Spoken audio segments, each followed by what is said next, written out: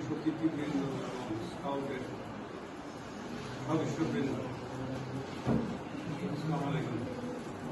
আমাদের আমার শুভেচ্ছা। আমরা আজকে এখানে এই অনুষ্ঠানটা করতে যাচ্ছি, এইটার যে ফান্ডিং, এটার যে অর্থায়ন, সেই অর্থায়ন বিশেষ একটা ফান্ডের, একটা ধর্মীয় ফান্ডের থেকে নেওয়া হয়েছে। আমরা ওই ফান্ডের টাকা দিয়ে আজকে এই অনুষ্ঠানগুলো পরিচালনা করি। আমরা ব্যক্তিগতভাবে যেটা করব, যেটা আমরা করব সেটা হল সেপ্টেম্বরের 6 তারিখ পর্যন্ত বৃক্ষরোপণের সময়সীমা। প্রতি মাসেই আমরা বৃক্ষরোপণের ব্যবস্থা করব এবং অতীতের ছায়াগারা আমরা পরিবেশের জন্য, পরিবেশ রক্ষা করার জন্য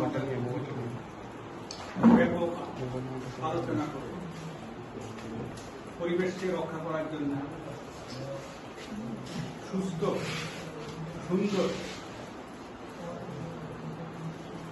বায়ু, নির্মল বায়ুর জন্য আমরা প্রতিজ্ঞাবদ্ধ। সেই হিসাবে আমাদের কাছে নিরক্ষরতা আমাদের অনেকাংশে দূর হয়ে গেছে, দারিদ্রতা আমাদের দূর হয়ে গেছে।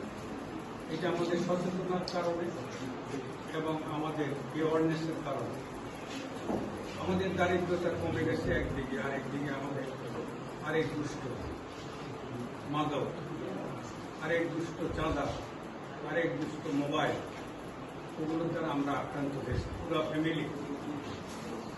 ফ্যামিলি, পুরা সমাজ আক্রান্ত হয়েছে এই মোবাইলের কারণে।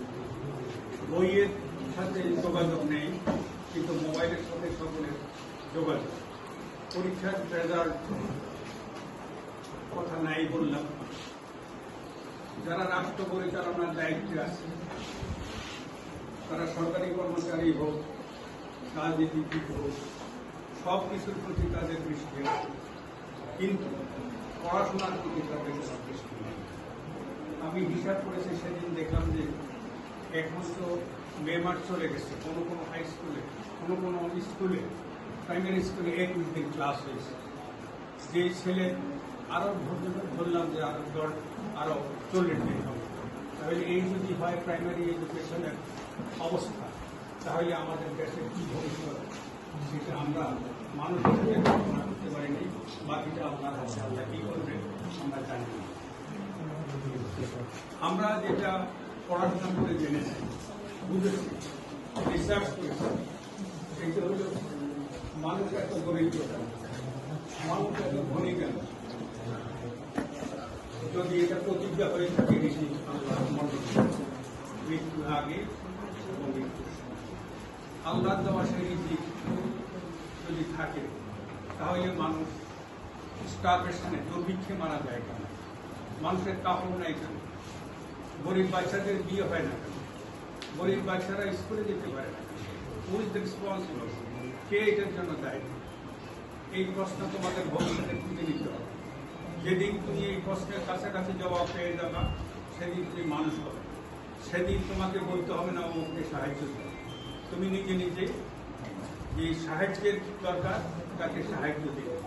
এইটাই হলো শিক্ষা। আমরা তো জানি কি কারণে মানুষ গরিব হয়ে গেল, কি কারণে সে আজও তার কোরবানের দিন তাকে মাংস ভিক্ষা করতে হয়, মাংসের জন্য তাকে